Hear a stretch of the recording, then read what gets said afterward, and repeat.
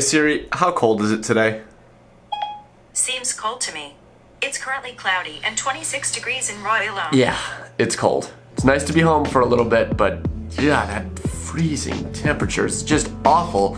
And I gotta confess, I have not been doing as much FPV flying as I would like. Shame on me, because I always want to push myself to fly no matter what. So today, we're gonna get out and we're gonna fly. And I do have some tips and tricks for making flying in the winter as enjoyable as possible. So I thought I would share a little bit about how I set things up and make the most out of trying to fly even when it's kind of miserable out. So let me pack up my gear, bundle myself up, and let's get out there.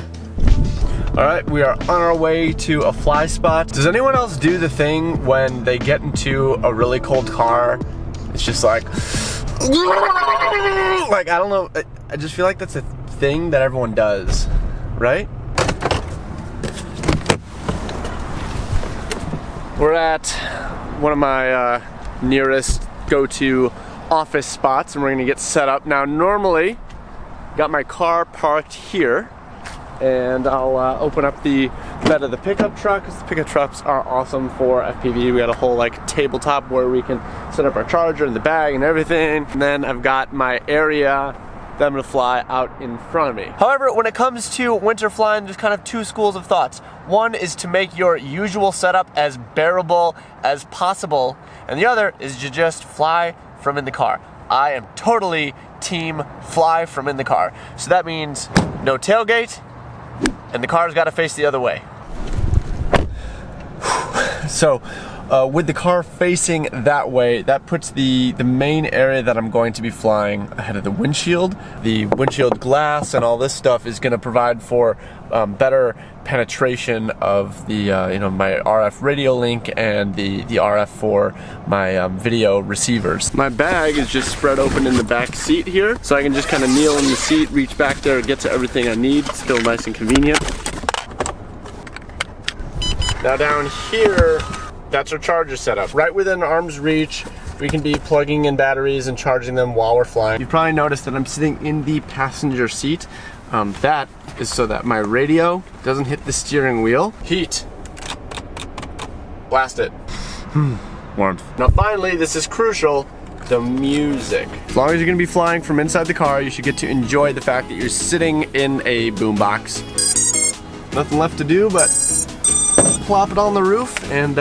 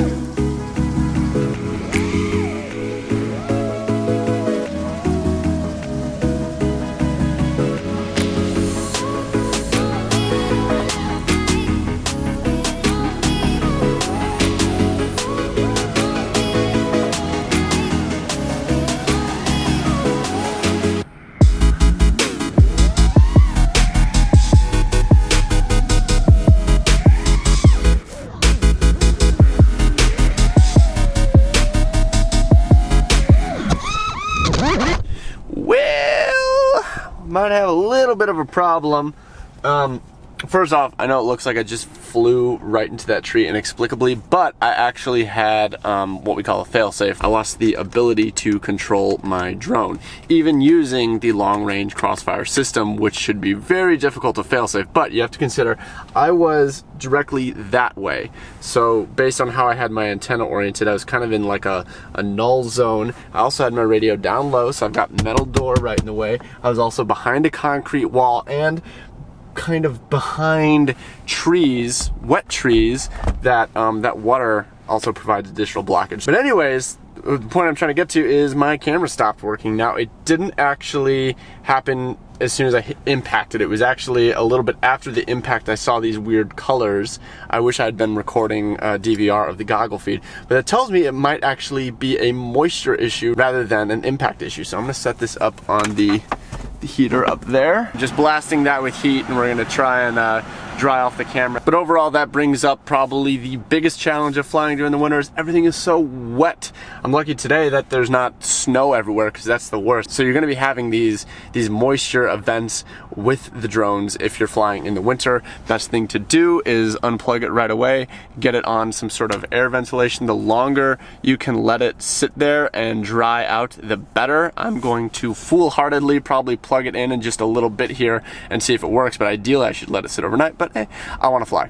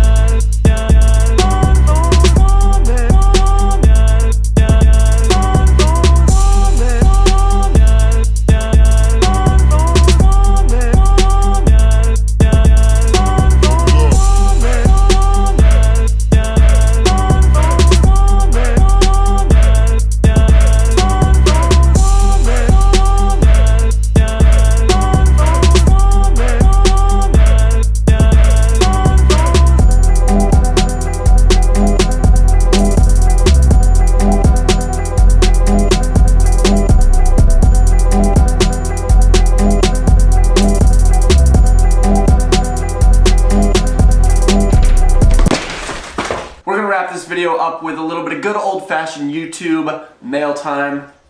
It's a package from HQ Prop. You'll never guess what's in there. Lots of props. Wow, a lot of props. Thank you, Zong. This is from Swatch. Got some stickers and a couple of Swatch watches. This is actually for some sponsored Instagram content. So Swatch is sponsoring this season of DRL, the Drone Racing League on ESPN. They reached out to me to ask if I would make some Instagram posts featuring their watches and some drone gear. They got some hashtags and stuff like that. And I was actually really excited about it because I think it's really cool for non-drone companies to be investing in FPV, and in particular the pilots. You probably have seen this campaign running on other pilots' Instagram, so stay tuned to my Instagram at DrewCamden for a couple of posts involving Swatch. Swatch, thank you for supporting FPV. Alright, we've got 2 quads from Beta FPV. These are like brushless tiny whoops, basically. Thanks for sending these, and I look forward to checking these out. And this one comes from GemFan, and we've got, wow, a ton of props. Well, between this care package from HQ and GemFan, I think I'm set on props for a while, which is always a really nice thing because you tend to go through those a lot. Last package, this, I actually know what this is, from Hot Dog FPV. They make goggle straps, and they have been making Rotor Riot themed goggle straps that we've been selling in the Rotor Riot store. Let me throw this on my goggles.